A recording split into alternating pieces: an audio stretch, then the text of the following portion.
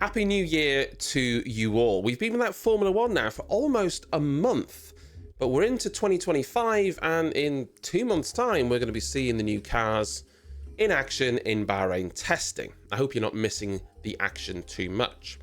Meanwhile, I wanted to take a look at some things in Formula One I would change if given the chance, and if I just had a magic wand that I could wave, what would I change? Starting with the tyres. Right now, the tyre change rules are pretty simple in Formula One. During the race, you have to run at least 2 different compounds of tyre, straightforward enough. If a red flag is called, cars will remain in the position they were in when the race was stopped, and then the race will either resume under a rolling start behind the safety car or a standing start, depending on the situation and the decision by the race director. All drivers, though, can change tyres during this red flag, and if they change compounds, this counts towards their mandatory tyre change during the race. It's a free tyre change that can often give a huge advantage to cars that haven't already stopped. Given the chance, though, I would change this particular rule. It would mean that you could change tyres during a red flag, but it wouldn't count towards your mandatory tyre change. That would mean that you would be able to go on to a fresh set of mediums, fresh softs, whatever it might be, but you're still going to have to pit at some point to do your mandatory tyre change. So that is what I would change. Would I also change the current tyre rules? Well, there are plenty of options here. You could make it so drivers have to use all 3 tyre compounds during the race.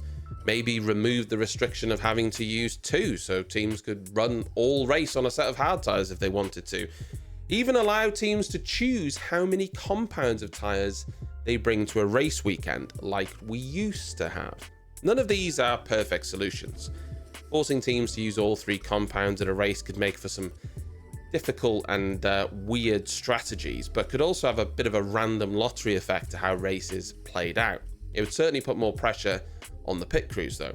Restricting the use of 2 tyre compounds wouldn't really make much sense either, because teams would just usually run medium or medium hard, which I suppose they do anyway, but there would be very little difference in how teams would operate, and that would probably just make it more boring, if anything. What you may not know, though, is that before COVID, teams could choose how the tyres were allocated to them for a given race weekend.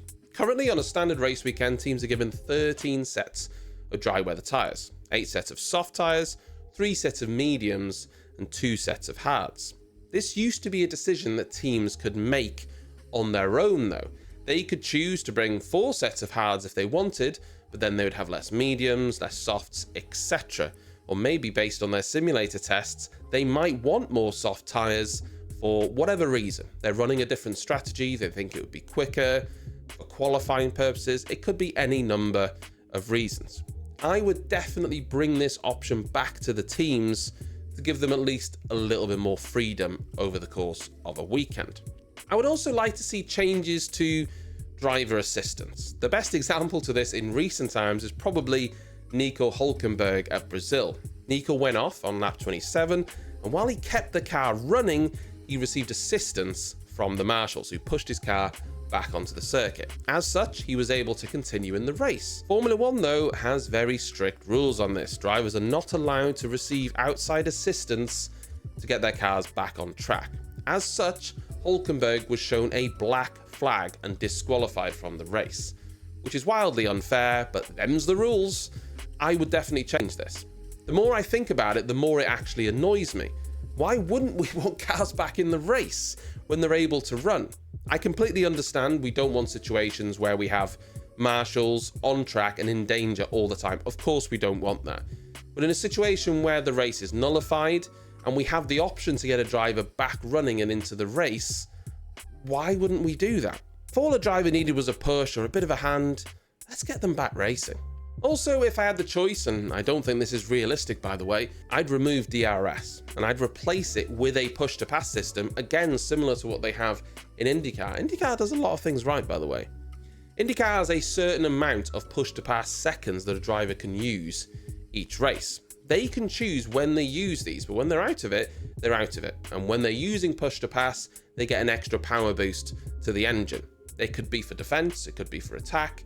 They can use it when they want, out laps, in laps, to overtake, to defend, you name it. It could mean that we'd have interesting strategies developed during a race in Formula One if we had one of those systems back, much similar to what we had when we had KERS, really, to a certain extent.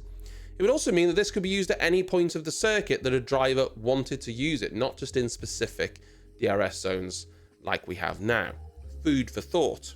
I would also like to make one change to the stewarding of Formula One. Now, this is a controversial topic, but what I would like to do is to ensure that Formula One had permanent stewards that came to each race weekend, just like the race director. The issue with stewarding, and there are many issues with the stewarding, but one of the big issues is inconsistency. And this is partly caused by having different stewards at different race weekends. Sometimes you might have the same steward by chance between multiple races. It does happen, but in some instances you might have 3 different stewards across 2 different race weekends, and that isn't really going to provide consistent results. The rules are there, but those rules are used by the stewards, and different stewards will have different interpretations of those rules. Have a system in place whereby we have set stewards. Teams can maybe veto against certain stewards. We can ensure there's no conflict of interest, but have set independent stewards that follow around the race director, and everyone knows at least there should be a level of consistency with their decisions. I'd also make a controversial change that some may not like. Again, I feel like all of these have come from IndyCar. If you cause a red flag during qualifying, you will lose your fastest lap from that session, okay? Right now, in theory, you could cause a red flag, but remain in Q3 in 3rd position, and then no one else behind you can finish a lap. That's a possibility. In fact, in some instances, it's happened. So this rule would ensure that if a driver does cause a red flag, they don't inadvertently benefit from it by ensuring that other drivers are then not able to complete their laps. It does seem harsh, I appreciate that, but there's no fair way to really deal with this situation. And if you think about it, one driver being penalised for a mistake they made is less harsh than 5-6 drivers being penalised for a mistake they didn't make.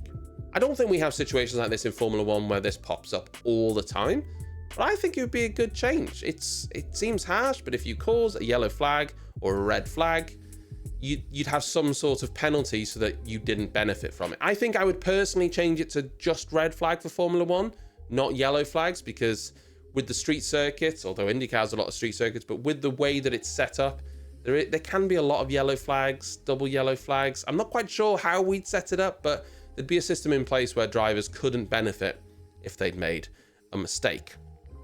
Formula One is almost back up upon us.